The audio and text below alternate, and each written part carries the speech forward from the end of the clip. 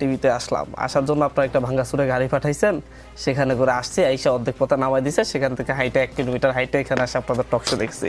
আসলে আমার একটা গাড়ির প্রয়োজন, কেউ যদি আমাকে দিতে চাই দিতে পারে, আমার একটা গাড়ি আসলে দরকার আছে।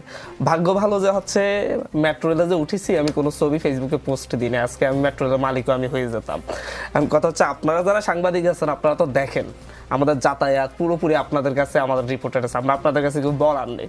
আপনারা এতদিনে যদি কিছু পাইতেন যে হচ্ছে, তাহলে এতদিনে রিপোর্ট করে অবশ্যই আমাদের অবস্থা খারাপ হয়ে যেত। অলরেডি আমি এই যে আমাদের বাংলা ট্রিবিউনের সিনিয়র সাংবাদিক শাহিদ শফিক ভাই, উনি নিজে একটা রিপোর্ট করেছেন, বের করেছেন গাড়িটি কার, কিভাবে কি গিয়েছে উনি নিজেই।